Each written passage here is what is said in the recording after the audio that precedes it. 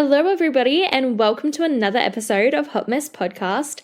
I am your host, Matilda Johnson, and today we are getting messy. Today's mess I'd consider a little bit of a quarter-life crisis. But before we do that, of course, we have to do our weekly wrap. I've got the very unfortunate news of saying that my TikTok feed has not changed. I'm still stuck on Draco Talk. And I think it's actually just getting worse because of last week, how I was like, I'm reading Wattpad and I'm on Draco Talk and my boyfriend's listening to the Harry Potter audiobooks, and now it's just getting worse and worse. I can't go 3 videos without having a Harry Potter related video come up. Do I love it? Yeah, a little bit. Do I love some of the stuff of it that I wish I didn't see?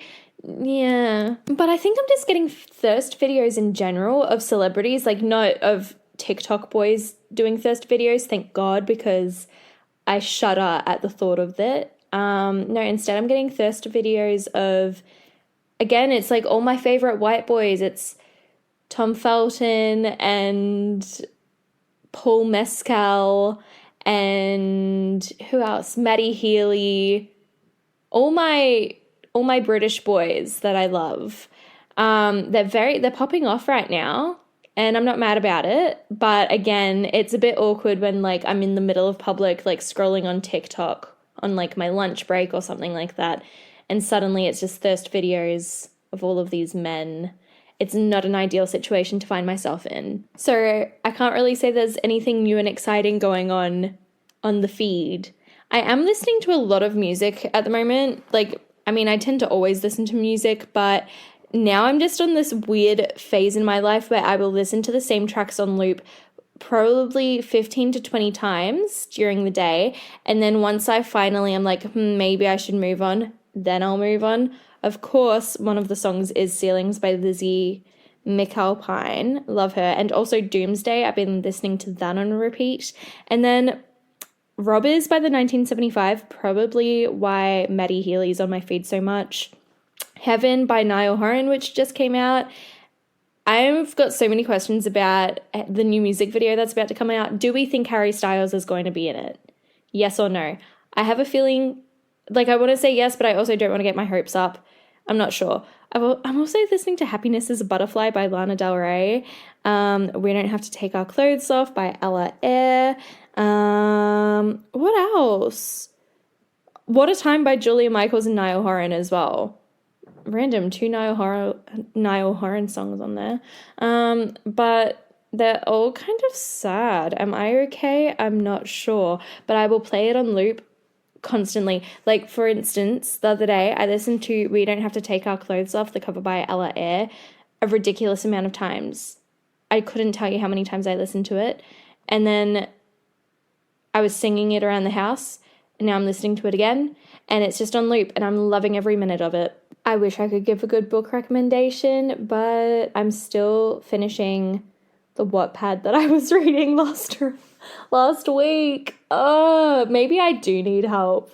I'm listening to sad music on repeat and reading Wattpad, and I'm and the artists are the 1975 and Lana Del Rey. Am I in my Tumblr era? I think I might be. At 24 years old in the year 2023, I've entered my Tumblr girl era. But that's what's going on in my life, behind closed doors, in my earphones. That's the secret side to me that's just bursting out. Nothing thrilling at all. I'm very sorry with this update. I had a very lovely weekend though. I went to the Garlic Festival, which is literally exactly what it is. It's a festival for garlic. And then I had dinner with all of my best friends from back home. I went down and visited them. And it was just such a good time. And I saw this TikTok the other day where the sound was the most I've learned about love and life is what I've learned from my best girlfriends. And that is so beyond true. Because every time I'm with them, I feel like I am more open and more myself than I am with anyone else. And I love seeing them with their now partners and the love that they all have for each other. And it was just very sweet getting together and being able to hold on to our girlhood together and just enjoy each other's company. If you knew me from dancing and stuff like that prior to having a podcast, then you would know that one of my best friends is named Lexi, and she currently is living on a cruise ship, and she's been doing this for quite a few years now, I think 3 or 4 years. And I've just come to really be missing her. She and I usually do a long distance friendship very, very well. But currently, I'm missing the crap out of that girl. And we've been having a lot of heart-to-hearts recently. And it's just so hard when you're in a different time zone to somebody you love so much. And trying to have an earnest conversation without it being interrupted, like by one of us going to sleep or to work and stuff. And so, Lexi, if you're listening to this, I just hope you know that I really do miss you. We've just been having so many good, deep conversations and been giving each other advice that we've both kind of sought after recently. And I think she's probably my favorite person to go to for advice, because she also saw me probably at my best and worst. I think in some of my most informative years and the years where I developed the most, she was closest to me. And so, yeah, I'm at a weird stage right now, which I'm about to talk about, where I'm just like, far out. I really just want to be with my bestie. So basically, my friend Ash, I'm just talking about all my friends today. My friend Ash just informed me that turning 25 is the year that your frontal lobe is fully developed. And I'm turning 25 this year, and I think I'm having an existential crisis now that I know this information, because I didn't study psychology. I don't know anything about how the brain works, okay? But finding out that this is the year that my frontal lobe is going to be fully developed has set something off inside me, thinking, what am I doing? What is my, like, is this as fully developed as I'm going to be with my brain? Like, this can't be it. Come on, like, this cannot be all there is. There's got to be more out there for me. And I'm just freaking out a little bit. And I think that's okay. It's fine. But suddenly I'm just questioning everything, okay? So I've just started working within the arts again, which I love. You guys, I cannot express how much I love kind of being back in this world. I took a step out of it for a little bit, and now I'm back, and it just feels nice to be kind of in the community that is always there with open arms. Like, no matter what you go through, no matter who you are, no matter what you're doing in life, I feel like the arts community has always had my back, and I'm kind of stepping back into it, which makes me think that, you know, maybe my degree was not so worthless, having a diploma in musical theatre, which for the last few years, I think definitely since COVID happened, I definitely second-guessed myself, because suddenly there were no jobs for the arts, and I was like, what am I doing with life? Do I need to be more I don't want to say more serious, like the arts isn't a serious job to have, but it's not always stable. And I think there is the stigma of do something serious with your life, because the arts is like a hobby. It's not. It is a career. Thank you very much. But it has stressed me out, thinking I couldn't do that because it didn't have the stability that a lot of other jobs did, especially during the pandemic. So even just easing my way into this world again is very nice. It kind of feels like I'm coming home, as cheesy as that is. Like, I'm thinking about going back to dance classes and updating show reels and stuff like that, which I did not expect for myself. But it also is terrifying thinking I'm putting myself out there again at almost, like, I'd say I'm in my mid-20s now, and thinking, is it too late? Like, it feels like it's too late for me. Is that dumb? It feels like it's too late to be trying again. I don't know. Do you guys think I should do it? I don't know. I'm scared. And there's nothing wrong with being scared, because it's like the fear of rejection, I guess, because when you're auditioning for things, there's quite often more no's than there are yeses. But it's really actually scary to be putting myself out there like this again. It's like dating. Except I think this is scarier than dating, and you all know I hate dating. But then I was kind of expressing these doubts to, again, my friend Ash, who was telling me about my frontal lobe being fully developed this year. And she was like, maybe it's a sign that this is actually what you want in your life because you're more clear-headed than you will ever be. Like prior to this moment in time, you're probably at your most clear-minded and more understanding of what you seek in life. But guys, I don't know. I'm so stressed out. And because I'm starting from scratch again, I'm like, I don't even know where to start. I actually feel like I don't know where to start anymore. So this is going to be a really fun mess for us to all go through together. Yay! So that's my quarter life crisis in my career section. But I'm just really enjoying overall being back in the arts, even if it's just a small dose, and being surrounded by very like-minded and very supportive people, because we all know that my previous history was slightly traumatic. But then on top of this, okay, so I was just talking about my friend Lexi, who's living on cruise ships. Once she is off her current contract on her current cruise ship, she really wants to move to London. And I've always wanted to move to London. And it was something that I was considering doing after I graduated from my performing arts course that I did I graduated in 2019. Of course, 2020, the pandemic hit.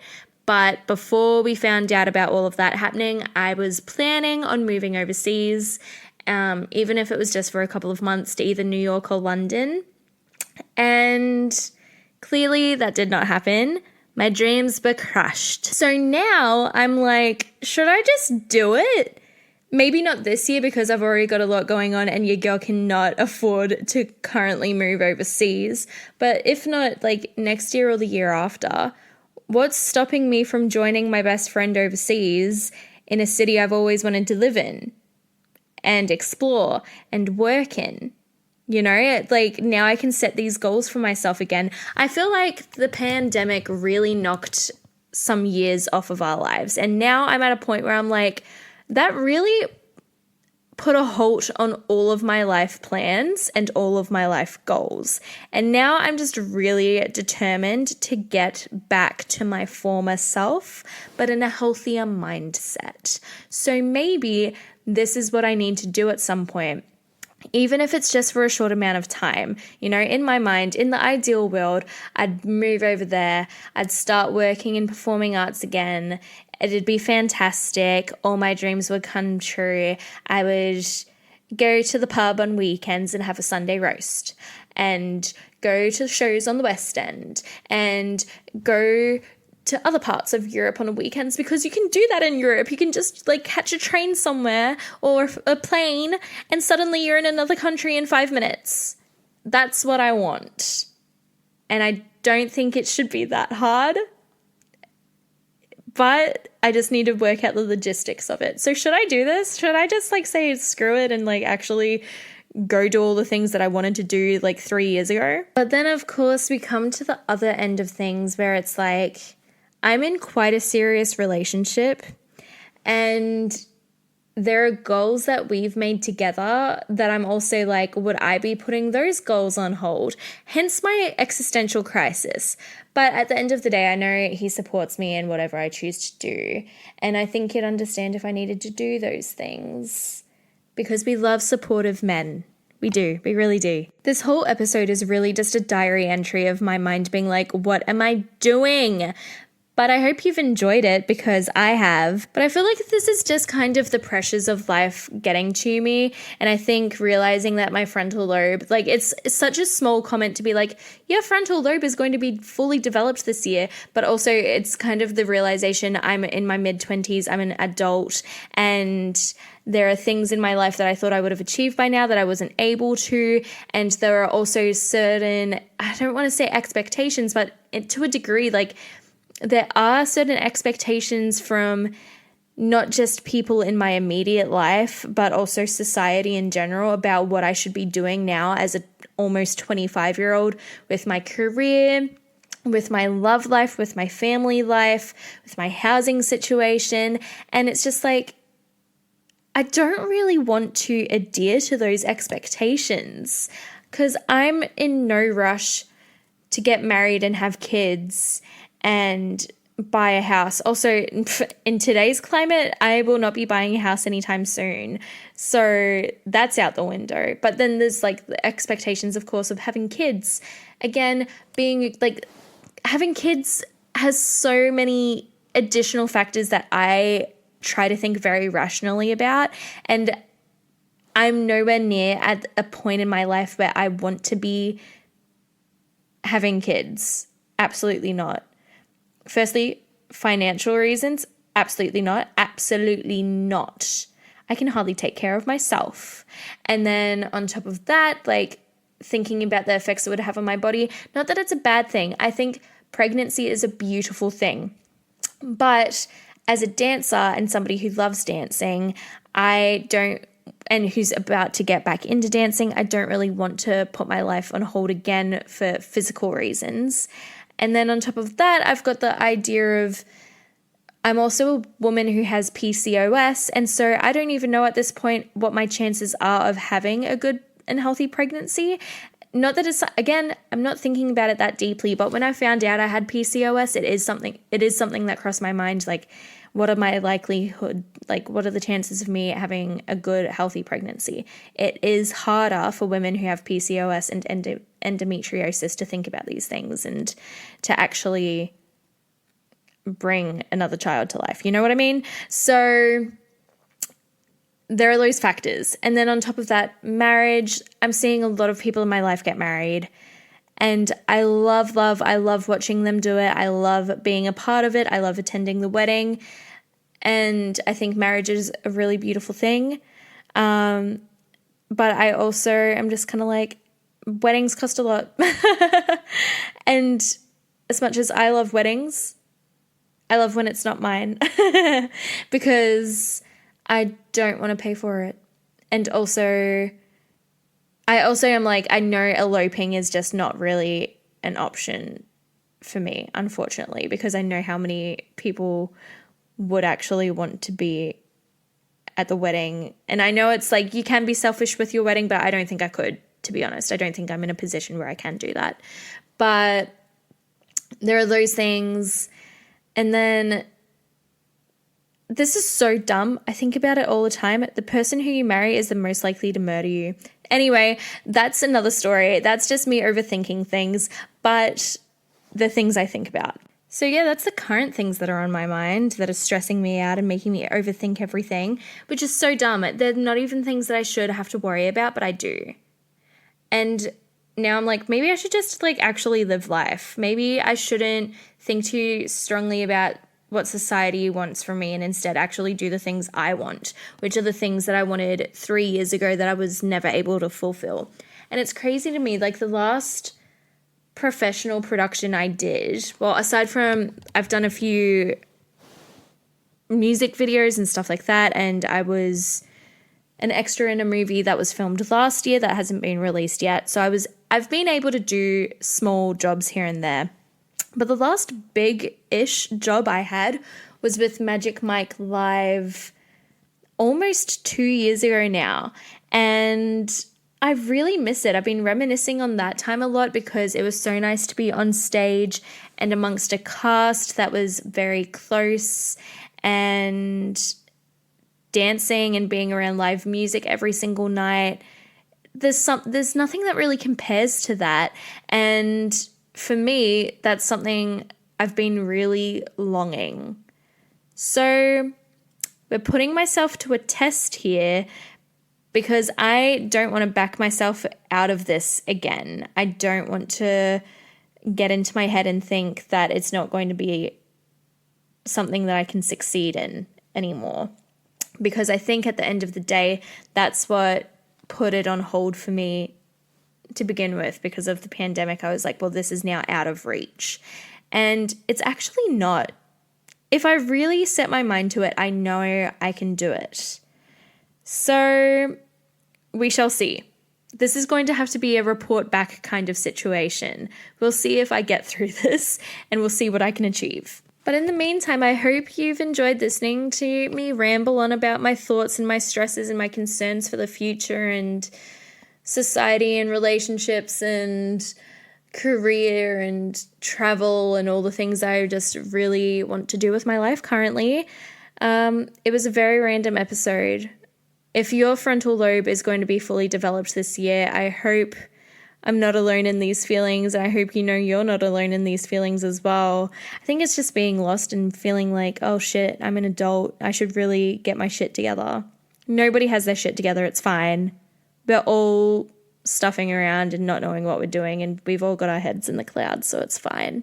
But regardless, I hope you enjoyed this episode. If you did, please give it a 5-star review or like it, comment, review it, follow it on Instagram and TikTok at hotmess_podcast.